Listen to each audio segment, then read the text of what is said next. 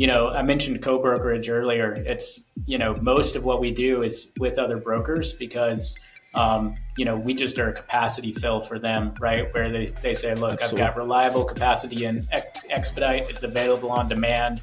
I don't have to worry about some load board trash getting a hold of this stuff, right? Yeah. And the prices are good too. So why not use these guys instead of going out there on the market? We really don't work with shippers very much at all. Okay. And usually, a shipper has most shippers don't have a ton of expedite. They have a lot of full truckload, Yeah. and they want a full truckload broker, hopefully to handle all their stuff, right? And their broker will come to us and say, help us out on the expedite side to make sure that we're getting a truck there quickly, on time, delivering on time, and not having to worry about some of those risks out there.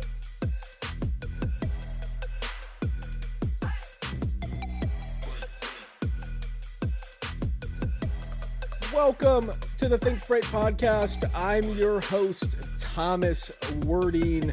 It's my pleasure to have Alex Winston, president of Expedite All and Reefer Van Network. Alex, welcome to the ThinkFreight Podcast. I really appreciate you coming on today. Thank you for having me, Tommy. I've been watching your stuff, and I'm thrilled to be on. Really respect what you're doing. I think you're a braver man than I, putting yourself out there, trying to be a freight media personality. So I I appreciate that. really respect it, and really enjoy watching some of your stuff that I've seen so far. So good work. Thank you, man. Thank you. I really appreciate that. And I've seen Expedite All kind of floating around for probably the last year or so. So it was kind of an interesting time when we kind of connected and decided to kind of do this podcast, kind of talk about like your interesting journey into freight and what you guys are doing at Expedite All. I think it's a really, Expedite is a really interesting space. I mean, there's a lot of a lot of freight tech that's being built around full truckload technology, around a lot of other aspects of the industry, but it kind of seems like Expedite, which is a very important aspect of the industry, is kind of being forgotten and kind of thrown to the wayside. It doesn't seem like there's been as much kind of tech development or VC dollars that are going into some of those other modes of transportation. So, there's a lot that we can go into, but I want to first, Alex, I want to kind of dive into who you are. So the listeners can kind of get a brief background as to who the heck you are, how you got to where you are today in transportation. I think you have a really interesting past, so we're definitely going to dive into a few things. So yeah, why don't you tell us who the heck you are? Yeah, so I'm the president of Expedite All, but I have not always been in logistics. Mm, Started my career as a lawyer doing acquisitions work. So I was an mm, M&A lawyer, buying and selling companies, mostly software companies at that time. Ended up switching gears and going in-house at a company that I had been working for quite a bit, became yeah, their general counsel. And that was a software company. I was general counsel at a software company for a couple of years, sort of a middle market company. And then a former client approached me, asked me to lunch, and he was in logistics consulting. And we had lunch together one day, ended up spending the whole afternoon together talking about his business and how we might be able to improve it or do something different with it.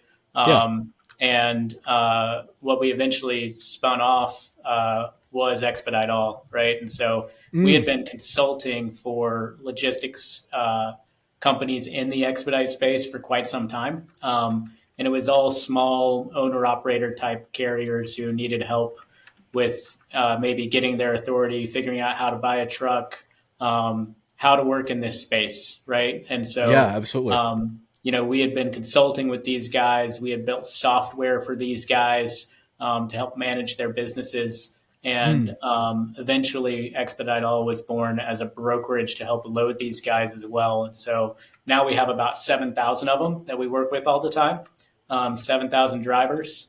And so we've got trucks all over the country all the time, right? Picking up and dropping yeah. off. Yeah. No, that's interesting. So I want to dive into a little bit about your lawyer past and kind of your time in acquisitions. How long did you spend in the law space, and how long were you in acquisitions? Is that something? Obviously, you went to school for law, but did you see yourself in acquisitions, or what was kind of the original plan? If you asked me when I went to law school, what I was going to do with my law degree, I probably would have said something very naive. I'm going to change the world or something, right? Yeah. Um, like a lot of young students, right? But you know, I did not plan to be even a transactional attorney necessarily when I got out of law school, Mm. but had an opportunity with a firm to come in and start helping them with some of their acquisitions work right away. Um, really Was that fell right in out of love college? right out of law school, yeah, and Yeah. so really fell in love with that part of the law. I love doing contracts and the excitement of really big deals, right? Like a giant transaction and all the work and diligence and contracts that go into that. Yeah. Um, and the negotiation back and forth as well, right? And so I liked business law. I liked doing acquisitions work. I did acquisitions work for about 5 years before I ended up going in house. Mm. And so, I was, you would say, a somewhat seasoned M&A attorney by then. And then, enjoyed working in house as well. But I think logistics really, it's really interesting, right? In a different way. In the Absolutely. law, I like to say in the law, there's like a spectrum from like one side to the other of what you're feeling every day, right? You're Mm. either bored on one end of the spectrum or stressed on the other end of the spectrum, right? And there's Yeah. not much in between. Like it's either pretty boring work or really stressful work. And logistics, really stressful work, right? But usually it's not the kind of stressful work that ruins somebody's life if there's a small mistake, right? In the Mm. law, Absolutely. you're dealing with a lot of times you're dealing with millions and millions of dollars on one single deal, right? Sometimes hundreds of millions of dollars on one deal. Yeah. And then even if you're in a different part of the law, like family or criminal or whatever it might be, right? You're dealing with somebody who's given you probably the toughest problem they've ever faced, and they want you to fix it for them, right? Yeah. Um, Needing a load picked up this afternoon is probably not the toughest problem somebody's ever faced in their life, right? But it's Hey, it depends on that load, man. it's still a it's high stress, but it's not as much intensity there, right? If something Yeah. doesn't go quite right, but we enjoy the challenge every day of trying to meet every single need that a customer might have. No, I love that. And then you said so you spent some time doing M&A, and then you said your friend was asking you like, hey, can we chat? What did that like? What did that look like? How did you guys start consulting for expediting companies? What was that kind of conversation like? So he had already been doing it for quite some time, right? Okay. Yeah. Helping them figure out how to get started in the business. And so when we were talking, we were just chatting about everything he does, everything he could potentially do with it, right? And he Yeah. had this really great software that he built. It was basically an internal TMS. Mm. Um, and we're able to utilize that and change it. And it's developed quite a bit over the last couple of years into something that we can really use to benefit customers, right? And so we have Mm. now a customer-facing dashboard. It's not just an internal TMS where a customer can get on, whether that be a co-broker or a Mm. shipper. They can get on, see where all our trucks are, what those truck capabilities are for every single truck. They see exactly where they are in the world, right down to the Yeah. pinpoint. Communicate with those trucks and then even have those trucks bid on their load as well, right? And it's a closed loop, right? It's a closed Mm. network. Um, Yeah. it's not like a load board where anybody can get on it. Everybody's vetted. Every single driver we've done, we have their MVR, we have their driver's license. We've done a background check. We've made them go through a training course. We've had them Yeah. pass that training course. And I know, a lot of people are worried about bad actors in our industry right now. We don't have Mm. any of them on our network, right? Because Yeah. if I'm going to make you jump through all those hoops and then make you put an app on your phone where I know where you are all the time, Yeah. you're probably going to listen to what it takes to carry for me. And you're going to say, I'll move on to the next guy who's more desperate for somebody and needs a Yeah. load picked up right now. So they hang out on Absolutely. the load boards. those bad actors, they don't hang out with me. So works out No, pretty well for us.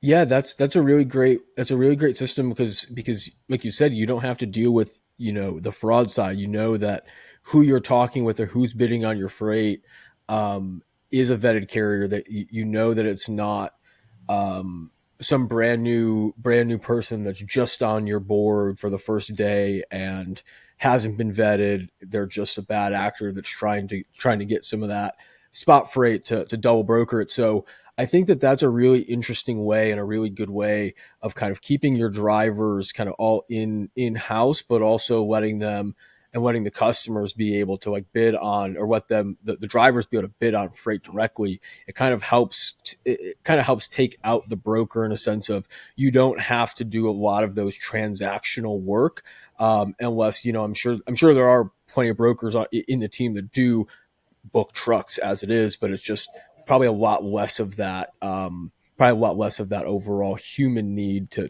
do some of those bookings. Yeah. So, and we don't really do full truckload, really, Right. Tommy. We really focus on the expedite, and so it's sprinter Yeah. vans, box trucks, and straight trucks, and so I mentioned co-brokerage earlier. It's most of what we do is with other brokers because we just are a capacity fill for them, right? Where they say, look, I've Absolutely. got reliable capacity in expedite. It's available on demand. I don't have to worry about some load board trash getting a hold of this stuff, right? Yeah. And the prices are good too. So why not use these guys instead of going out there on the market? We really don't work with shippers very much at all. Okay. And usually, a shipper has most shippers don't have a ton of expedite. They have a lot of full truckload, Yeah. and they want a full truckload broker, hopefully to handle all their stuff, right? And their broker will Mm. come to us and say, help us out on the expedite side to make sure that we're getting a truck there quickly, on time, delivering on time, and not having to worry about some of those risks out there. Yeah. You know, that's a great point and a good kind of good segue. So co-brokers versus double brokers. We hear a lot about both of the terms kind of in the space right now because of that. I've heard, you know, those terms be used intermittently by people who just kind of don't realize that they're different things, right? So a Yeah, co-broker obviously is a legal operation between two brokers who know that this freight is going to be rebrokered or given to another carrier. That's right. just it's the nature of it. Now, double brokering is a completely different aspect, completely fraudulent, where a carrier is taking the load and then reselling it as a broker. And so they're basically a broker, or they have a brokerage authority, they have a carrier authority, they take freight from the carrier authority and they resell it through their broker authority to unsuspecting carriers. So with that being said, and you said you guys work with a lot of brokers. How does some of those agreements, or how does some of those moves work? Do they just can they just go right to to your TMS, to your customer dashboard and say, hey, we've got these three shipments that have to go right now? Or is it still like the old school? Can they email you or call you and say, hey, I need these shipments moved as well? So it's both of the above, right? They've got a portal Mm, that they can go on. So we've got brokers on our Expedite All portal. They get on there, they can see our trucks, they can post a quote, and get a rate back. They can use our calculator as well, that yeah. automatically gives them a guaranteed rate if they want to. Mm, So they can do that. They can also do it the old-fashioned way and email us, right? We're at the point where we call email old-fashioned now, right? right. And and so they can email us, they can call us, they can use the portal, and with some brokers, we're also setting up some integrations as well, so that um, they can access us through the platform that they prefer to use, right? Instead of having Yeah. to have a separate sign on into our Mm, platform. So, fortunate to have a very good tech team here and a development team that's able to work on those integrations when we need to. But most brokers right now that are co-broken with us, they're using either that portal or mm, they're just emailing their rep, right, and saying, "Here's what I yeah. need, ASAP pickup," and they'll typically get a quote back very quickly. No, I think that's awesome. And then you mentioned something I think is really interesting. Is you said you got you can offer a guaranteed rate for some of these for these loads. How does that work? So we have data on enough loads that we are confident that our algorithm for our calculator will Hmm. give an accurate rate for almost any lane in the U.S. Right, whether it be a Interesting. sprinter van, box truck, or straight truck load. And so we have a calculator in our portal where our brokers or our customers can get online, figure out what that guaranteed rate would be, and accept that Yeah. rate. Now, part of this is just market dynamics. Things when the market's going down, the calculator rate tends to be a little high. When the market's going up, calculator rate will tend to be a little low, just because it's based Yeah. not on what's happening today, but what's happened in the past week or so, right? And Okay. so, you know, there tends to be at this moment, my experience is that sometimes you can get a better rate by going through the quote process with us than you would from doing the automatic calculator. Now, Mm. obviously, the calculator is designed to make sure we don't lose money as well, right? And so Absolutely. that's one reason why your really automatic quick rate might be a little higher than maybe what a real truck we could get for you would be. Because when you Mm. have a real load, say it's in a city like Atlanta or Chicago, that's a bigger city, and even some medium-sized cities will have dozens of trucks around, right? And Yeah. so what we have the ability to do is bid down the rate, right? If you'll give us a quote instead of just saying here's the automatic rate based on past loads, we can have Yeah. our network drivers bidding against each other to make sure that your rate is even better than maybe you would have expected. No, that's really fantastic. I love that aspect of it. And now you guys have over a carrier network of around over 7,000 drivers. Is that correct?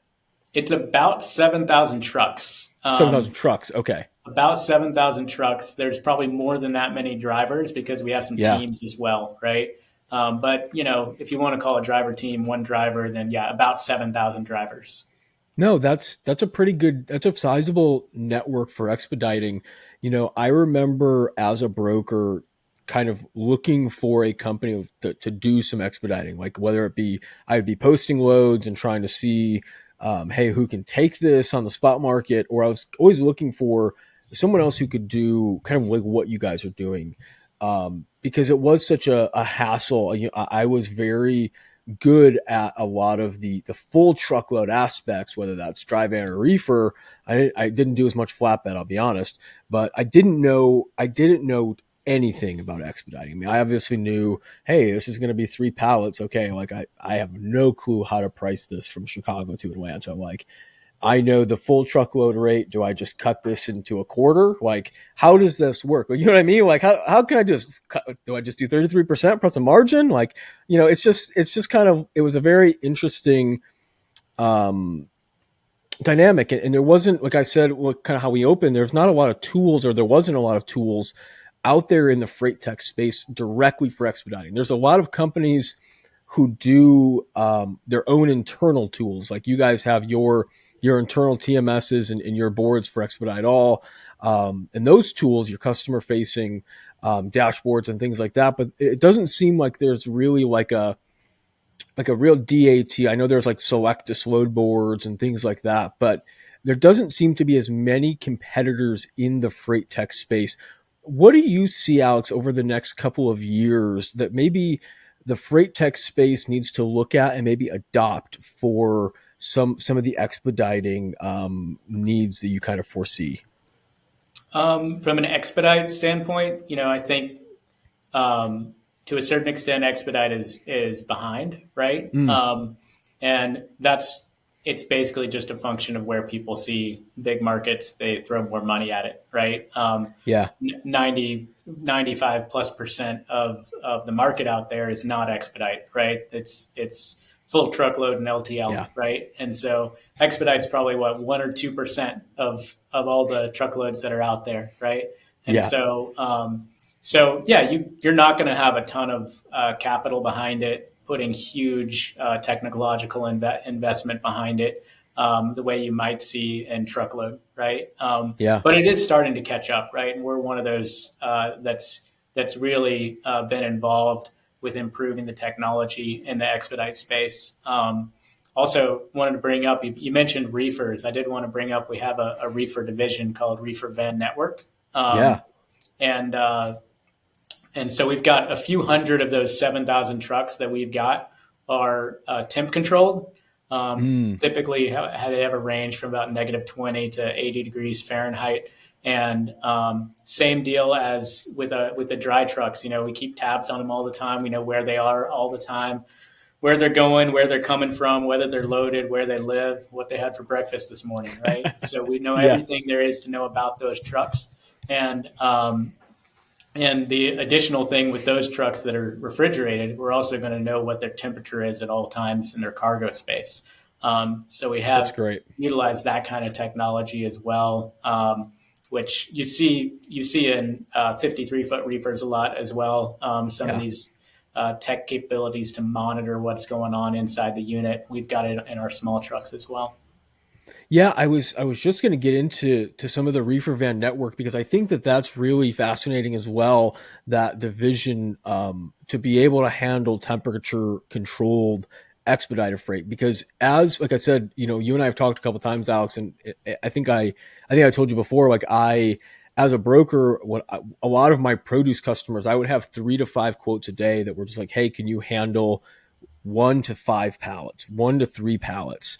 Like we just need this to go to this HEB from the border to Dallas, wherever it may be. We just need this really short run of reefer, and I think that is definitely a niche that is underserved dramatically. And I think I told you, I was like, wow, this is a really cool idea to have kind of the expedited all plus having the reefer division. Now, when did you guys start the reefer division? How long has that been around? The reefer division has been in existence from the start. Okay, So, so you decided um, right from the go, we're taking on all expedited freight from yeah, reefer to now. Do you guys do hot shot for flatbeds or anything like that as well? not really. So we're not Okay. really interested in you're talking about like the gooseneck trailer kind of Yep. stuff. Yep. Yeah, we're not really doing any of that. We're just Cool. doing sprinters, box trucks, straight trucks. You know, I say technically I'm a broker. I could take anything, but I like to Yeah. stick to what I'm good at, right? And so Absolutely. that's what we focus on. So, No, but that's yeah, good. hot shots are a good opportunity for somebody out there as well. If you could get that organized the way we've organized Expedite, right? No, absolutely. And what I wanted to kind of ask you, so you've been doing the reefer all from the start. It's definitely very niche. Why did you decide to go into that as well? Was it specific opportunities, or did you just decide like we need to serve all like kind of dry and reefer style freight if we're going to do this? We saw a demand for it. Mm, I think there is a high demand for smaller reefer units. I think when I've talked to other brokers, a lot of times you'll get this question like a broker will learn that you're doing a lot of expedite, and they'll say, "Hey, do you have any of those reefer expedite units?" Like it's some sort of like unicorn out there that they're trying to yeah. find, right? Um, and so, we've had great success on the reefer side, and we saw that was a need as well, right? Temp controlled freight needs it just as much as dry freight needs it. Mm, And in some ways, the timing and value is often even more important for some of these temp controlled loads than it is for the dry stuff, right? Anything that's absolutely. perishable, you want to make sure there's no chance of something going wrong, right? Yeah. And speed is probably even more important a lot of times. So for us, it was a natural thing to go ahead and do reefer as well. Yeah, I think it's definitely an underserved market, and there's a lot of people that are looking for that service. And how many? I just want to. I forgot what you said. You said you have a couple hundred in the reefer side. Yeah, right now it's between 200 and 300 refrigerated Okay. units. So it's not nearly as many as we have on the dry side, but it is Yeah. enough to cover some things that I've been impressed by our coverage at times. There was one time last year when somebody needed 11 refrigerated sprinters in one city, like the next Oh my God. day for pickup, and we were able to cover all 11. So, um, you know, um, we're able to meet some challenges, even though it's not as big of a network as we have on the dry side.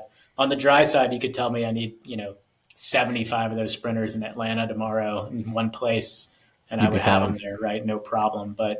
Yeah. But on the reefer side, it's a little more tight for sure. Now you guys do not own any assets, is that correct? None. I don't have any assets whatsoever. So Total you guys, non-asset brokerage.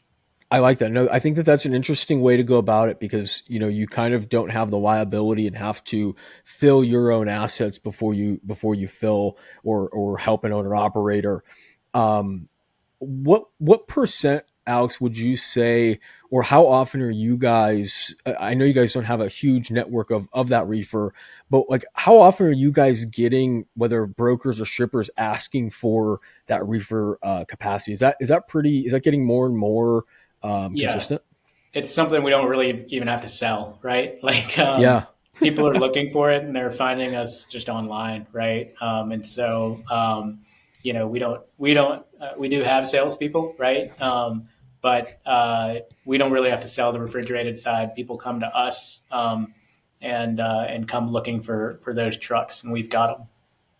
no, that's a really fantastic aspect of being one of the few like companies that handle kind of that capability. Do you foresee you guys trying to really expand that Reefer LTL network going forward? Is that kind of a big Yeah, issue for there's you a guys trying to scale that?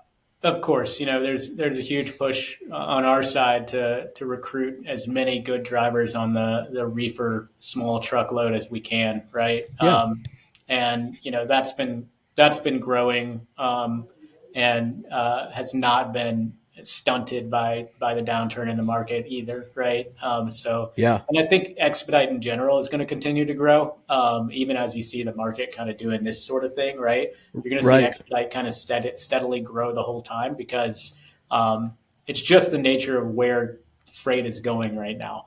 Everybody wants things Yeah, faster. They want that same day experience or next day experience that they get at home when they order from Amazon. They want to see it come to their warehouses as well, right? And you see more absolutely. warehouses in more places. They're closer together, so loads are naturally going to get smaller and get faster, right? And so I think you'll Absolutely. have more demand for smaller vehicles, faster delivery times, and you'll just see the expedite market continue to grow regardless of what's going on in the broader freight industry. Yeah, I completely agree, and I kind of want to take this into an interesting conversation that we're hearing a lot of is nearshoring. I think that with that expedited freight, especially with a lot of overseas manufacturers looking to Mexico, especially car manufacturers, whether that be toy manufacturers, you're going to see a lot of that demand and a lot of those smaller maybe they have a supplier here in the US and they end up needing to send things to Mexico. You may end up having a lot more expedited demand there, stuff coming from Mexico to the US and just needing, one or two expediting trucks, two sprinters that can handle it, or box trucks. Because they are small, some things are smaller. Whether it's some of the e-commerce stuff that'll likely start to trickle over into Mexico. So where do you kind of see that playing into the overall market of expediting, and how do you see? I know we just said the overall freight market isn't really going. It doesn't kind of touch expediting as much. So where do you foresee kind of that nearshoring trend? Do you kind of see that really affecting expediting and a lot of those kind of newer companies that are coming into the space there? Yeah, I mean it's the trend right now. More and more stuff being made in Mexico, right? Yeah. And so one of our busiest places, maybe our busiest place where we pick up from these days, is Laredo, Texas, right? Yeah. And so you see stuff going from Laredo to Detroit, and vice versa, right? Yeah. And other cities that are well known for car manufacturing, right? in Yeah, the sort of the Midwest area, right? And so really, really common for our drivers want to be in those places. They want to go to those places because they know they're going to have freight quickly, right? Um, absolutely. and so you're right. It's Mexico is the place to be right now, right? As far as that stuff coming across the border. If you've ever been down to Monterey, right, and just driven that stretch from the airport towards the city, it looks like, it's the industrial capital of the world, is what it looks like when you drive through there. Every American manufacturer you can dream of has a Yeah. giant facility there, right? So, it's been a huge market shift, I think, over the past few decades to go from manufacturing largely in the USA originally, but Asia as well, and now Yeah. Mexico really reaping the benefits of that nearshoring you talked about, and it is affecting our business, but I think it affects us in a positive way, honestly. Yeah. Because it's more goods, cheaper. Americans being able to purchase more of these goods, whether they be cars or anything else, and it keeps the freight world moving even better. Yeah, I completely agree with you, and I think that it's going to be a really explosive trend for the actual movement of freight over the next few years. Obviously, some of these companies are just announcing, "Hey, we're moving operations here, we're building out operations here," so we're not seeing a lot of those spikes in volumes yet. But I know that over the next couple of years, we will start to see a lot of those spikes starting to come, and we're already starting to see some of the little spikes here and there. Like you said, it's a lot of the freight you guys are moving, and a lot of spikes that are happening are out of that Laredo area. Probably a lot of McAllen, a lot of the border cities are probably having massive influxes of those freight, and people wanting to go to those areas because you're getting a better rate. Kind of going from excuse me, from Laredo to a Detroit or a Chicago, than you are running a lot of like regional stuff. So I definitely think that that's going to be really explosive over the next couple of years. Now, as we start to wrap out, 'cause I wanted to touch on a couple other quick things.